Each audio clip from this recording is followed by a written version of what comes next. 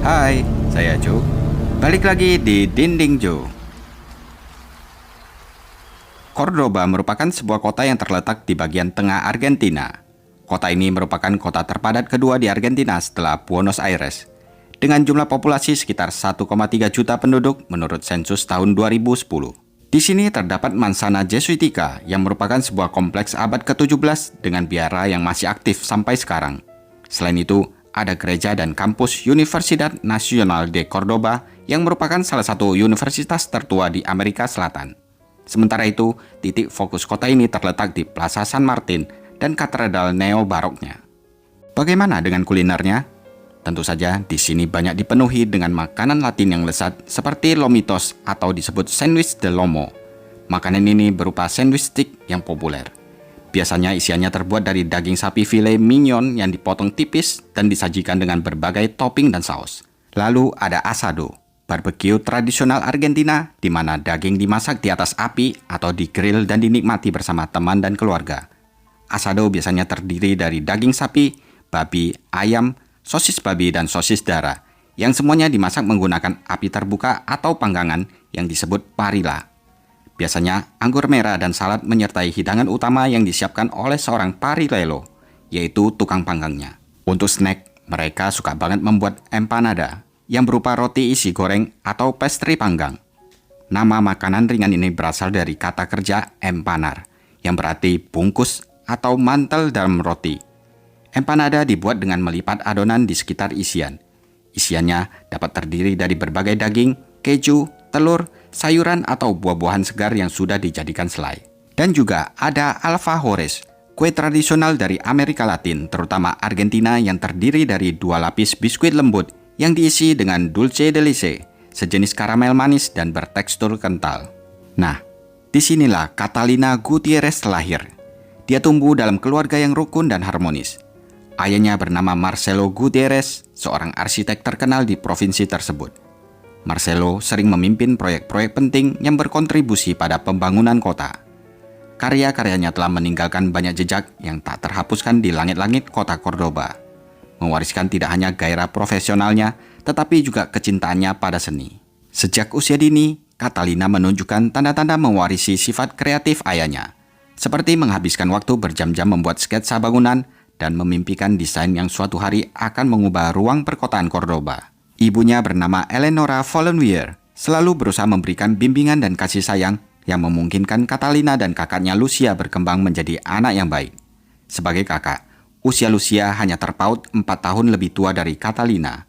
Karena ini, Lucia sangat dekat dengan Catalina, sehingga orang-orang sering mengatakan bahwa mereka tidak terpisahkan seperti saudara kembar. Catalina bersekolah di sekolah swasta dengan landasan agama Katolik yang kuat, di mana di sana dia menjalin hubungan dengan Lazaro Oliveda, seorang siswa arsitektur. Mereka saling perhatian satu sama lain. Catalina begitu mengagumi Lazaro. Bahkan dia pernah menulis surat di tahun 2019 yang isinya memuji-muji karakter Lazaro. Catalina bahagia bisa mengenal Lazaro yang memiliki tujuan hidup yang sama. Keduanya percaya bahwa Tuhan adalah fondasi dari segalanya, termasuk juga dalam hubungan mereka. Setelah menyelesaikan sekolah menengah atas, Catalina memilih untuk mengikuti jejak ayahnya, yaitu menjadi seorang arsitek yang sangat mencintai musik. Untuk mengejar tujuannya, ia mendaftar di Fakultas Arsitektur dan Urbanisme di Universitas Nasional Córdoba. Di samping studinya, dia juga tertarik dengan bidang pariwisata dan fotografi. Dan kedua hal ini sering Catalina bagikan ke followernya melalui akun media sosialnya. Di sana, Catalina sering memposting video perjalanan, acara yang dia kunjungi, dan fashion yang dia ikuti. Dari sini, dia memperoleh banyak pengikut. Dengan follower berjumlah lebih dari 113.000 pengikut di Instagram dan 64.900 di TikTok. Di usia 21, Catalina tinggal bersama keluarganya di lingkungan perumahan yang bagus. Ia dikenal sebagai siswa teladan yang selalu berusaha mempertahankan nilai tinggi di kampusnya. Teman-temannya sangat menyukai Catalina karena sifatnya yang manis. Kecintaannya pada musik sering terlihat saat dia menyanyi di rumahnya. Suaranya Catalina dan ayahnya menjadi duo yang tak terkalahkan.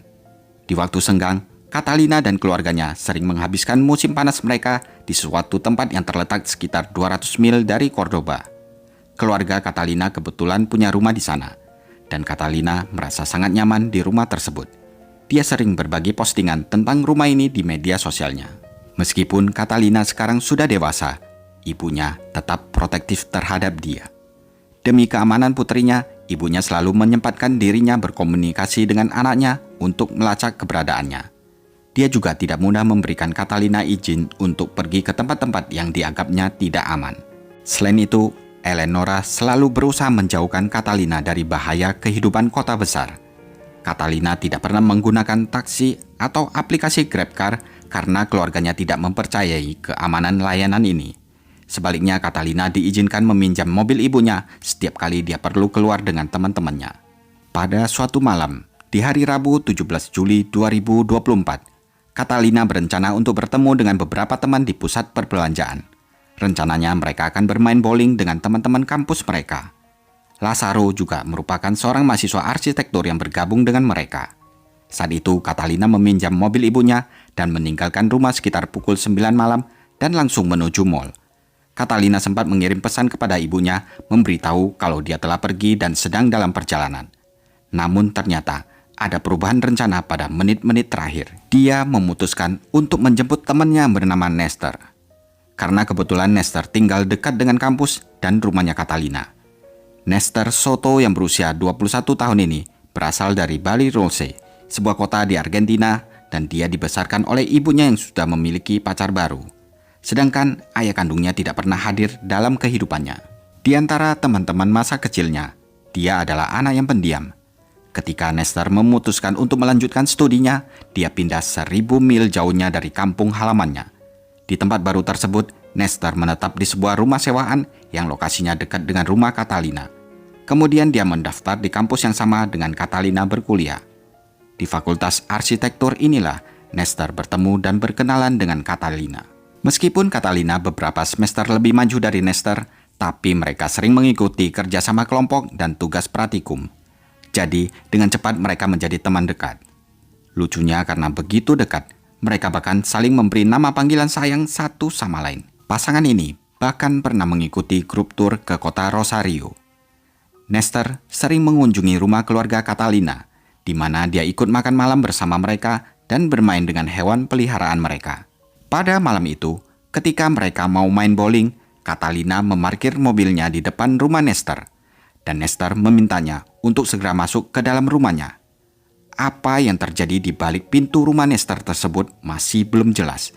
Yang pasti, sebelum mereka menghilang, Catalina sempat memposting satu cerita terakhir di media sosial yang memamerkan sebuah undangan pesta yang populer yang disebut Brush, yang akan diadakan di Cordoba. Dia juga membagikan hadiah buat followernya yang disimpan di dalam kotak kecil di sebuah boneka beruang dan memposting pesan, "Sampai jumpa di hari Jumat." Setelah itu, tidak ada seorang pun yang bisa menghubungi Catalina lagi. Ketika beberapa saat kemudian, Catalina masih juga tidak muncul-muncul untuk bermain bowling, teman-temannya mulai khawatir. Mereka mencoba menghubungi ponsel Catalina, tapi Catalina sama sekali tidak merespon. Pacarnya Catalina yang kebetulan ada di tempat bowling merasa khawatir. Dia langsung menelpon keluarga Catalina untuk mencari tahu kenapa sampai jam segini Catalina belum juga muncul. Ketika ayah Catalina pulang ke rumah tak lama setelah pukul 10 malam, istrinya menceritakan kalau putri mereka tidak menjawab ponselnya. Dan intuisi keibuannya mengatakan bahwa ada sesuatu yang gak benar sedang terjadi pada anaknya. Gak pakai banyak mikir, keluarga Catalina pun langsung mencarinya dan menghubungi teman-teman Catalina. Salah satu orang pertama yang dihubungi Eleonora adalah Nestor. Nestor membalas pesan Eleonora dengan mengatakan bahwa dia tidak melihat Catalina di hari itu. Dia bahkan menawarkan dirinya untuk ikut bergabung dalam pencarian Catalina. Tentu saja Eleonora merasa senang Nestor mau membantu keluarga mereka. Saudara perempuan Catalina ingat bahwa dia dan Catalina berbagi aplikasi pelacakan telepon. Dia pun segera memeriksa pergerakan terakhir Catalina. Yang mengejutkan keluarga, sinyal telepon Catalina rupanya tetap menyala.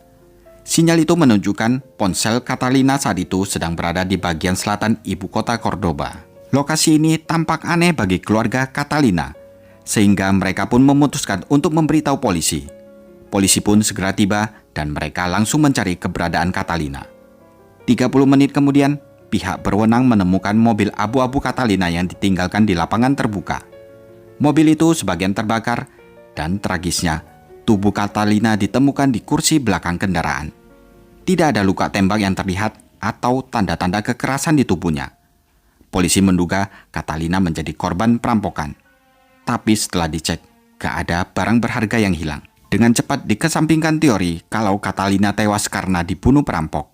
Penyelidik pun dibuat bingung oleh fakta bahwa meskipun Catalina yang menyetir, jenazahnya tidak berada di kursi pengemudi. Sepertinya ini kejahatan yang dilakukan oleh seseorang yang ingin melecehkan Catalina. Lalu pelakunya mencoba menghapus bukti-bukti kejahatannya, dan sayangnya gagal.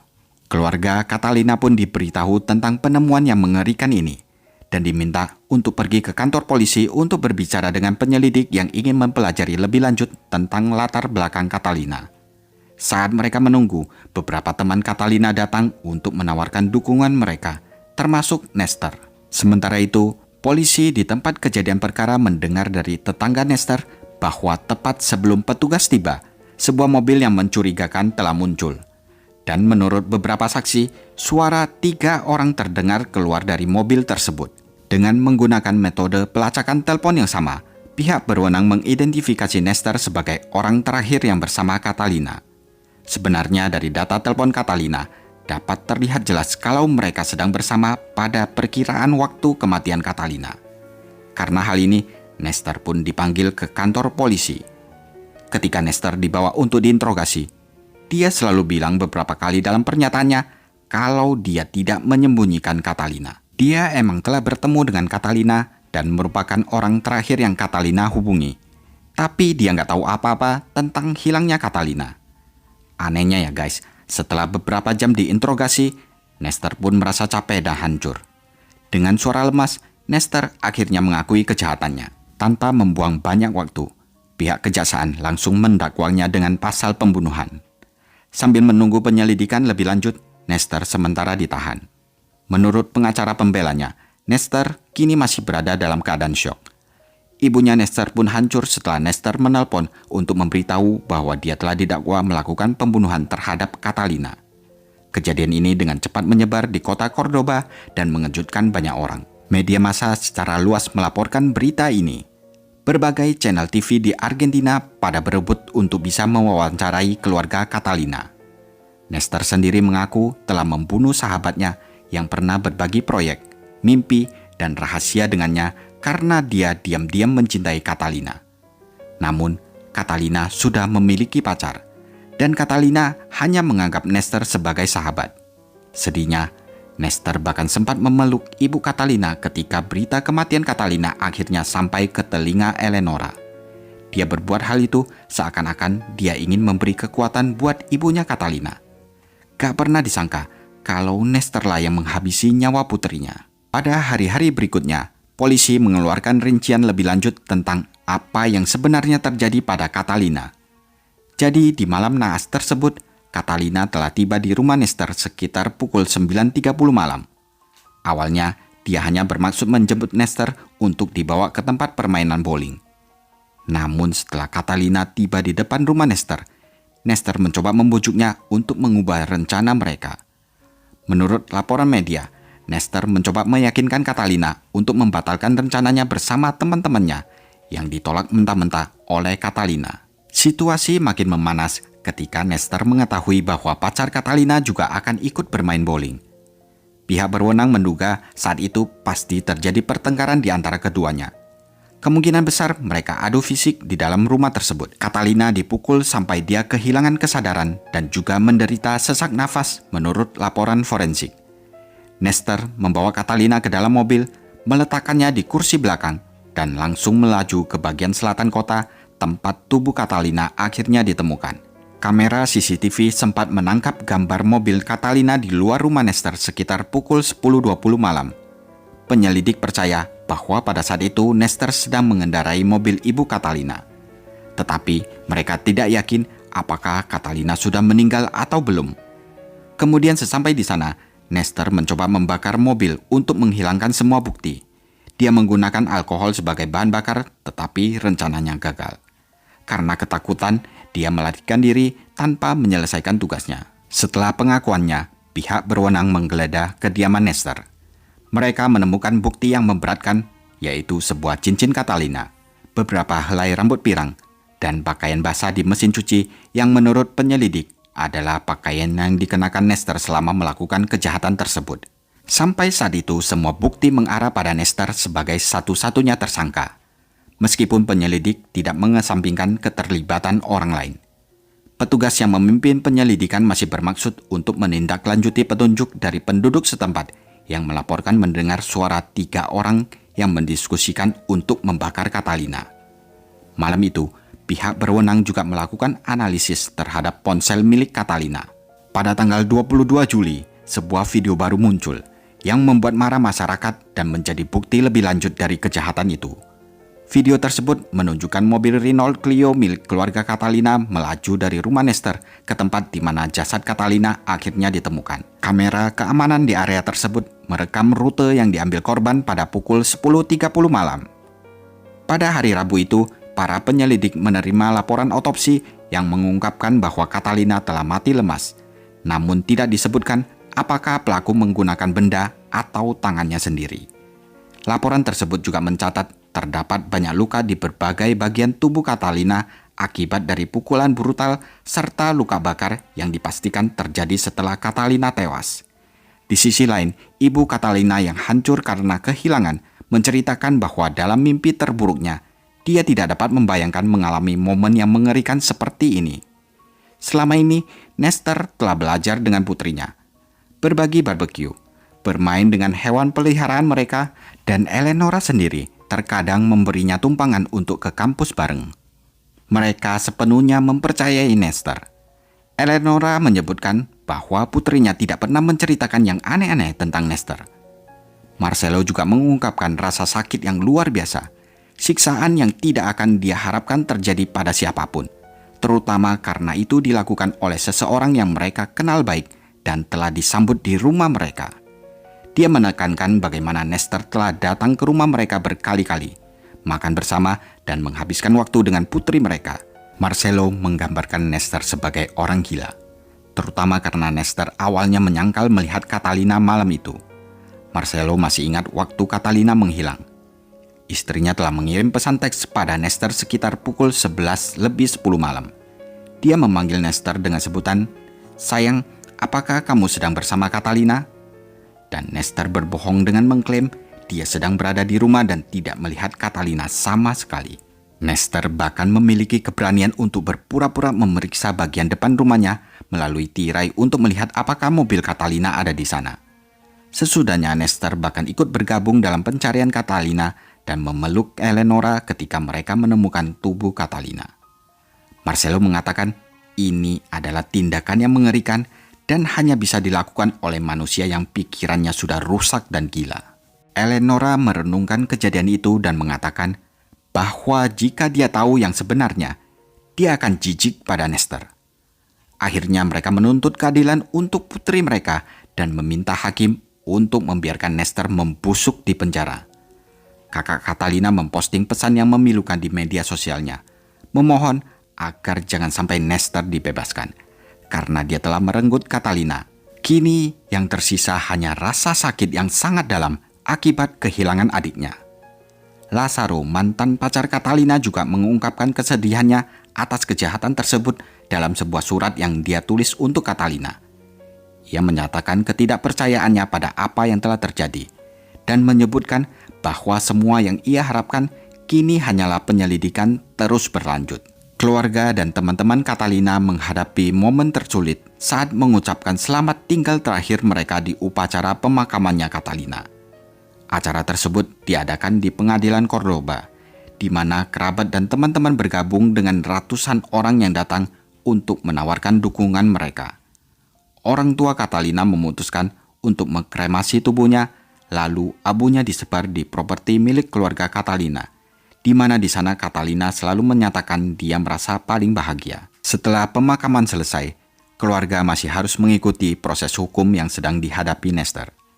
Dengan meninjau semua bukti yang mengarah kepada Nestor dan melihat hasil otopsi, tuduhan terhadap Nestor ditingkatkan jaksa menjadi pembunuhan berencana karena kekerasan berbasis gender. Ini berarti Nester sedang menghadapi kemungkinan dipenjara seumur hidup. Pada saat itu, pengacara pembelanya terus menyangkal bahwa Nester adalah pelakunya dan meminta agar pengakuan awalnya dibatalkan dengan alasan saat itu Nester mengaku tanpa ditemani penasehat hukumnya. Sementara Nester yang sedang ditahan di penjara banyak mendapat ancaman dari para tahanan lainnya. Dia diperingati tidak peduli di mana dia dipenjara, cepat atau lambat dia akan membayar untuk apa yang telah dia lakukan. Setelah ancaman serius ini, Nester kemudian dipindahkan ke penjara yang bagian keamanannya lebih tinggi. Pada tanggal 27 Juli, Nester dibawa ke pengadilan untuk dinilai kedisiplinannya selama menjalani hukuman. Namun atas saran pengacaranya, dia menolak bekerja sama dengan psikiater dan psikolognya. Padahal mereka mau mengevaluasi kewarasan Nester saat melakukan kejahatan terhadap Catalina. Sementara itu, teman sekelas Catalina di kampus meninggalkan kursi Catalina tetap kosong di ruang kelas. Mereka juga meletakkan bunga ungu di atasnya bersama dengan tanda yang bertuliskan, "Kamu seharusnya ada di sini." Di sisi lain, ada perkembangan yang tidak terduga dalam kasus ini. Penyelidik mengungkapkan sisi lain Nester yang tadinya dikenal sebagai anak yang baik dan pendiam. Gak taunya, dulunya dia mengalami tuduhan di kampung halamannya, di mana ia dicap sebagai penguntit mantan teman sekelasnya dari sekolah agama Don Bosco, tempat Nester lulus dari sekolah menengah. Mereka di sana menggambarkan Nester sebagai orang yang bermasalah, jauh dari orang pendiam. Mereka melaporkan bahwa ia sering membuat komentar yang tidak pantas kepada teman-temannya. Nester dikenal sebagai pembuat onar, bukan teman yang baik, dan sering membuat komentar homofobik, fobia gemuk, dan misoginis terhadap banyak teman sekelasnya. Banyak yang telah mencoba melaporkan perilakunya ketika mereka masih satu sekolah. Tetapi seringkali laporan tersebut dianggap sebagai hal yang biasa saja.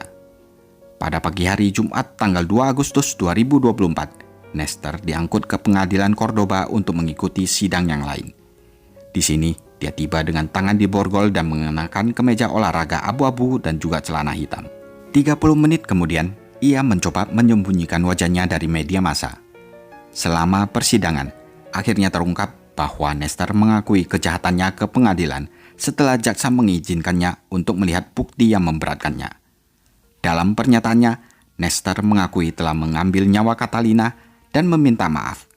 Dia mengakui bahwa dia telah menghancurkan tidak hanya kehidupan Catalina, tetapi juga kehidupan kedua keluarga dan dirinya sendiri. Sidang untuk kasus ini masih berlangsung. Kabar terbaru dari pengadilan adalah bahwa setelah interogasi Nester, jaksa mencabut perintah kerahasiaan pada kasus tersebut yang memungkinkan penggugat dan pembela mengakses konten investigasi sejak saat itu.